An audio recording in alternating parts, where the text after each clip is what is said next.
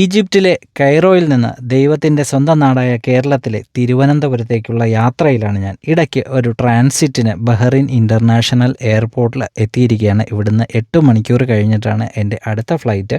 ബഹ്റിനിലെ national കാരിയറായിട്ടുള്ള Gulf എയറിലാണ് ഞാൻ seat book ചെയ്തിരുന്നത്. കൈറോയിൽ നിന്ന് ബഹ്റിനിൽ വന്നതും ഗൾഫ് എയറിലാണ്. എനിക്ക് വളരെ മോശം അനുഭവമായിരുന്നു. അത് ഇനി മുന്നത്തെ വീഡിയോയിൽ ഞാൻ നിങ്ങളുമായിട്ട് ഷെയർ ചെയ്തിരുന്നല്ലോ. പക്ഷേ ഈ ഫ്ലൈറ്റ് കാണുമ്പോൾ തരക്കേടില്ല, സംഗതിയൊക്കെ കൊള്ളാം. നല്ല ബിസിനസ് ക്ലാസ്സും എക്കണോമി ക്ലാസ്സും എല്ലാം നന്നായിട്ടുണ്ട്. നല്ല ഫ്ലൈറ്റൊക്കെ നല്ല ക്ലീനായിരുന്നു. അത് കെയറോയിൽ നിന്നുള്ള ഫ്ലൈറ്റ് നല്ല ക്ലീനായിരുന്നു. ഇൻ ഹൗസ് എൻ്റർടൈൻമെൻറ്റിനുള്ള ഓപ്ഷൻസും കാര്യങ്ങളും ഒക്കെ ഉണ്ടായിരുന്നു. തരക്കേടില്ലാത്ത ലെഗ് സ്പേസ് ഉണ്ടായിരുന്നു. എനിക്ക് എക്സ്ട്രാ ലെഗ് റൂമൊക്കെ ഉള്ള ഒരു സീറ്റാണ് കിട്ടിയത്. തൊട്ട് മുന്നത്തെ ഫ്ലൈറ്റിൽ നിന്ന് വ്യത്യസ്തമായിട്ട് ഇതിൽ ബിവറേജസും ഒക്കെ പ്രൊവൈഡ് ചെയ്യുന്നുണ്ടായിരുന്നു.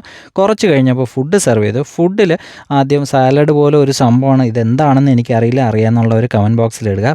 ഡേറ്റ്സിൻ്റെ ആണെന്ന് തോന്നുന്നു. ഒരു ചെറിയ കുക്കീസും ഉണ്ടായിരുന്നു. ഇത് ഒരെണ്ണേ ഉണ്ടായിരുന്നുള്ളൂ. നമ്മുടെ ഡാർക്ക് ഫാൻറ്റസിയൊക്കെ പോലെ ഇരിക്കുന്ന സാധനമാണെന്ന് തോന്നുന്നു. പിന്നെ ഒരു ചെറിയ ക്യാനിൽ വെള്ളം ഉണ്ടായിരുന്നു. പിന്നെ എപ്പോഴത്തെയും പോലെ ബണ്ണും ഉണ്ടായിരുന്നു. ബണ്ണിനൊപ്പം കഴിക്കാൻ ബട്ടറും ഉണ്ടായിരുന്നു. ഇത്രയൊക്കെയാണ് ആ ഒരു മീൽസിൽ അവർ പ്രൊവൈഡ് ചെയ്തിരുന്നത്.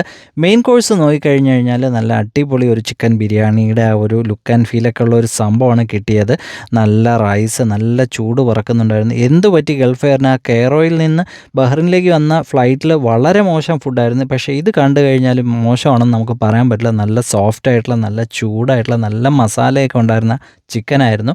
ബിരിയാണി നല്ല ബസ്മതി റൈസിൻ്റെ ആ ഒരു റൈസൊക്കെ ആയിരുന്നു. മുന്നത്തെ ഫ്ലൈറ്റ് ഗൾഫ് എയറിൻ്റെ തന്നെയാണ്, ഇതും ഗൾഫ് എയറിൻ്റെ തന്നെയാണ്. എനിക്ക് തോന്നുന്നു സെക്ടർ അനുസരിച്ചാണെന്ന് തോന്നുന്നു ഫുഡിൻ്റെ ക്വാളിറ്റിയിൽ വ്യത്യാസം വരുന്നത്. ഗൾഫ് സെക്ടർ എന്നൊക്കെ പറയുമ്പോൾ ഒരുപാട് ആൾക്കാരൊക്കെ യാത്ര ചെയ്യുന്ന സ്ഥലമാണല്ലോ ഇന്ത്യയിൽ നിന്നൊക്കെ. അതുകൊണ്ട് അവർ ബിസിനസ് പിടിക്കാൻ വേണ്ടിയിട്ടൊക്കെ ചെയ്യുന്നതായിരിക്കാം നല്ല സർവീസ് പ്രൊവൈഡ് ചെയ്യുന്നത്. ബിവറേജസ് ഉണ്ടെന്ന് ഞാൻ ആദ്യം പറഞ്ഞല്ലോ. അപ്പോൾ ബിവറേജസിൽ വിസ്കി ഉണ്ടായിരുന്നു, ബ്രാൻഡി ഉണ്ടായിരുന്നു, ബിയർ ഉണ്ടായിരുന്നു, ഒരുപാട് സാധനങ്ങളുണ്ടായിരുന്നു. ഞാനൊരു ചായയാണ് ഓർഡർ ചെയ്തത്. ലാസ്റ്റ് കുറച്ച് കഴിഞ്ഞപ്പോൾ ആ ഒരു ദാഹം ശമിപ്പിക്കാനായിട്ട് ഒരു കോളയും കൂടെ ഞാൻ ഓർഡർ ചെയ്തു.